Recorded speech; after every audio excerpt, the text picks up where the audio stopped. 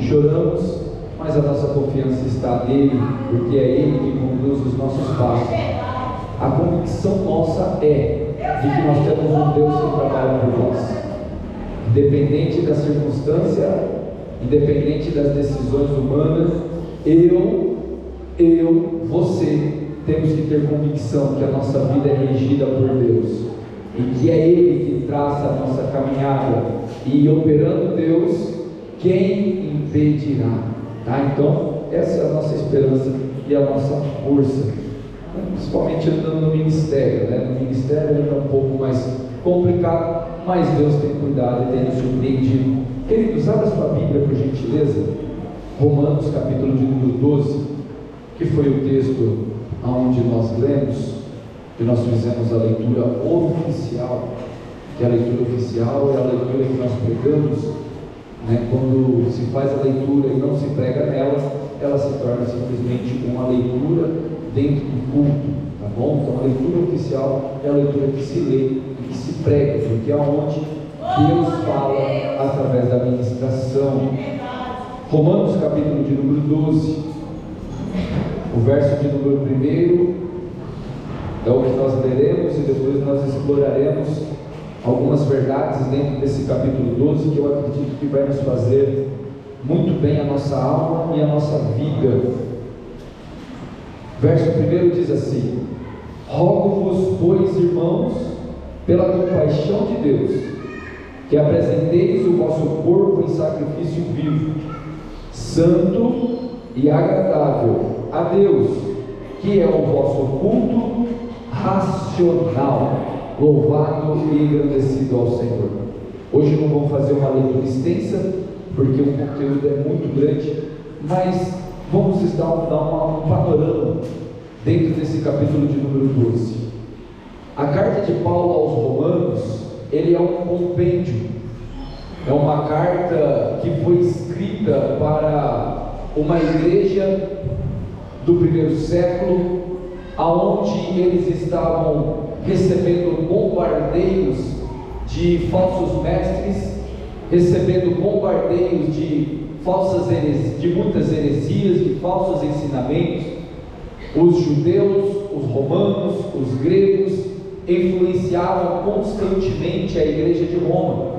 Então Paulo, quando ele sai de Atenas e chega em Corinto, ele encontra com aqueles dois personagens, Priscila e Áquila, e eles dão notícia do que está acontecendo lá na cidade de Roma. Então, muito possivelmente, naquele momento, lá na cidade de Corinto, Paulo escreve esse tratado, escreve essa carta, a sua carta sumária, sua carta master, aonde dentro dessa carta nós encontramos situações ao qual Paulo vem nos mostrando sobre a universalidade do pecado, porque todos pecaram e destituídos estão da glória de Deus. Mostra que nenhum homem está fora dessa realidade, e de que um homem natural não precisa de cometer o pecado para ser condenado, de que de uma certa forma, ao nascer, ele já nasce condenado a uma eternidade de sofrimento, e sem o reconhecimento do pecado e sem o arrependimento, será impossível ele alcançar de alguma maneira a salvação. Porque Paulo, dentro dessa exposição, ele fala que pela força do homem, ele não obterá a glorificação, porque ele cita o salmista dizendo que a redenção da alma é caríssima, e ninguém pode, porque isso não compete à humanidade, porque o pecado foi feito em uma esfera eterna, então era necessário alguém eterno, alguém divino, pagar o preço, não para o diabo, mas de pagar o preço para Deus, porque Deus é o remidor, Deus é o quitador da nossa dívida.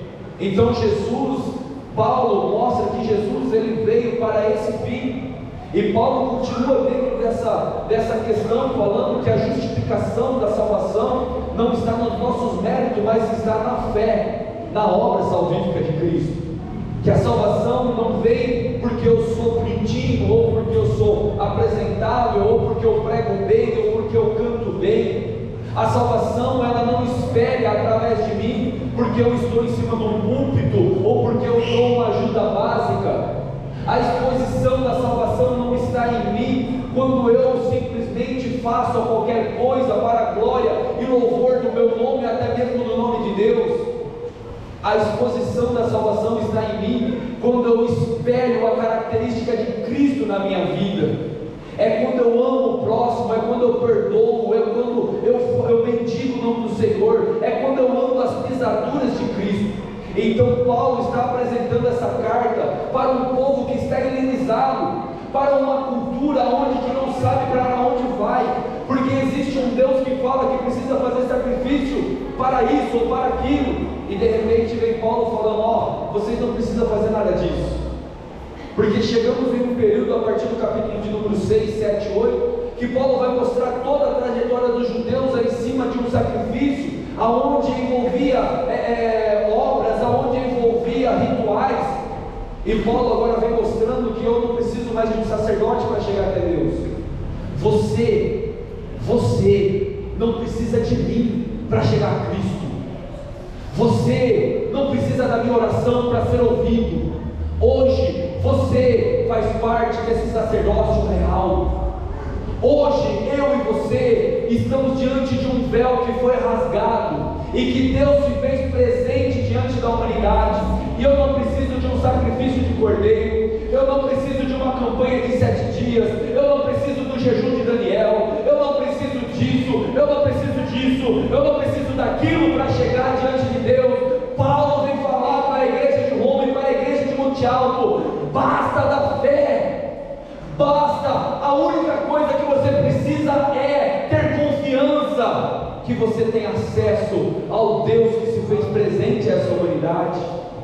Paulo, ele mostra que todo o ritual, que todo o manuseio que existia na antiguidade se esvanece diante do sacrifício do cordeiro, porque o sacrifício do cordeiro foi perfeito e tudo se cumpriu na morte e se concretizou na ressurreição de Jesus Cristo. Então, quando Paulo ele chega no capítulo de 12, 13, 14, 15, ele vai começar a dar conselhos práticos à igreja.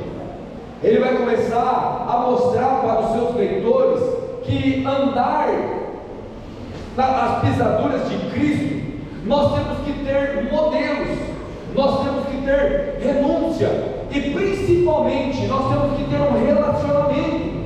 E quando nós chegamos no capítulo de número 12, nós podemos dividir o capítulo de número 12 em 4 partes, porque do versículo 1 ao versículo de número 3, nós vamos entender como que deve de ser o nosso relacionamento para com Deus, como que eu devo de chegar até Deus, como que eu devo de prestar o meu culto a Deus, como que eu devo de viver a minha vida perante Deus.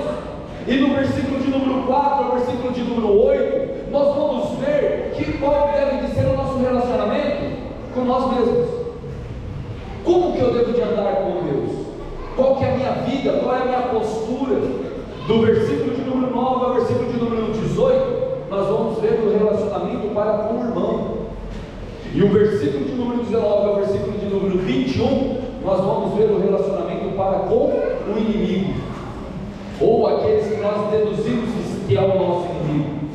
Paulo, então, quando ele chega no capítulo de número 12, olha só o verso que nós falamos, o verso 1: rogo-vos, pois, irmãos, pela compaixão de Deus, que apresentais o vosso corpo em sacrifício vivo, santo e agradável a Deus, que é o nosso culto racional, e não sede conformados com este mundo, mas sede transformados pela renovação do vosso entendimento, para que experimentais qual seja a boa, agradável e perfeita vontade de Deus.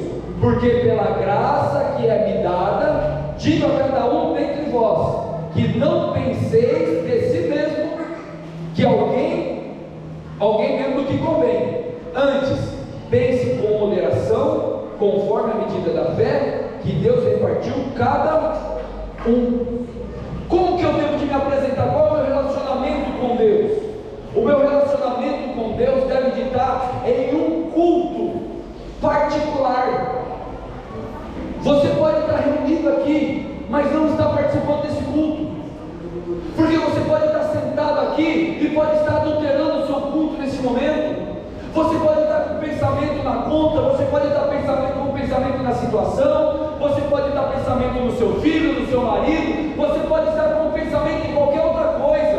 Não se engane, isso é adulterar o culto, porque quando nós nos apresentamos nesse lugar, ou na nossa casa, ou no nosso trabalho, ou seja, em qualquer outro lugar, o nosso culto tem que ser individual. Primeiramente eu tenho que apresentar o meu culto racional e agradável a Deus. O teu glória, o teu aleluia, o teu júbilo não é para mim, porque eu não tenho nada a ver com o teu culto. O teu culto tem que ser direcionado a Deus, porque é Ele que vai receber com cheiro suave a tua adoração. Você não está aqui porque você quer mostrar a sua roupa de grife. Você não está aqui porque você quer ver quem veio ou quem não veio. Você não está aqui porque quem é que vai pregar. Não, você está aqui nesse pátio celestial porque você veio prestar ao Senhor o seu culto racional. Você veio oferecer o seu corpo como sacrifício vivo. E quando eu ofereço o meu corpo como sacrifício vivo, eu estou mostrando para Deus que eu reconheço que a minha alma, o meu espírito e o meu corpo não pertence mais a mim, porque todo esse aglomerado que habita dentro de mim já vive com Cristo. E aonde eu chego, Deus é cultuado através da minha vida. Eu posso estar no meu quarto escuro, Deus está sendo cultuado pela minha vida. Eu posso estar numa reunião muito importante, com muitos magnatas, mas Deus está contemplando o meu culto para com Ele. Não se limite a cultuar ao Senhor somente nessa casa de oração, porque o teu culto é verdadeiramente lá fora, é onde eu e você, eu e nossos irmãos não estão vendo, porque é fácil chegar aqui, tomar uma posição, pegar o microfone ou simplesmente sentar como se nada tivesse acontecendo, mas você sabe o que está acontecendo na sua vida. Você sabe a luta que você está enfrentando. Você sabe os dilemas que estão tirando a tua felicidade. E servir ao Senhor é servir com alegria, com um culto libertado, um culto racional, um culto com entendimento. Eu adoro a Deus, não por aquilo que Ele pode me dar, mas eu adoro a Deus porque eu já entendi através do meu raciocínio que o Espírito Santo me revelou. É que eu adoro a Ele por aquilo que Ele é. A minha alegria está nele, a minha alegria não está na cura, a minha alegria não está nos bens materiais, mas a minha alegria está na salvação, porque aqui nessa terra pode passar o tempo, pode se esvanecer a saúde, podemos perder as bens e as finanças, mas a única coisa que nós não podemos perder é a esperança da salvação, porque aquele que perseverar até o fim receberá. Esse dia será glorioso e nós receberemos da parte do Senhor todo o nosso galardão, o nosso trabalho e o culto racional, o culto de adoração que você presta ao Senhor em qualquer ambiente. Deus tem contemplado, e aí você pode ter certeza que Deus recompensará, não somente nessa terra, mas você receberá também para a glória eterna, com o seu corpo glorificado, com a sua comunhão plena com Deus, porque a maior alegria do cristão é estar naquele dia. Quantos esperam estar lá naquele dia? Glória e louvor ao nome do Senhor. Do versículo de número 4 ao versículo de número 8, olha só o que está escrito: porque assim como em um corpo temos muitos membros, e nem todos os membros têm a mesma operação, assim nós, que somos muitos, somos um só em Cristo, mas individualmente somos membros uns dos outros, de modo que, tendo diferentes dons, segundo a graça que nos é dada, e é perfeita, se é profecia, seja ela segundo a medida da fé; se é ministério, seja em ministrar; se é em ensinar, haja dedicação ao ensino; ou o que exorta, use esse dom em exortar; e o que reparte,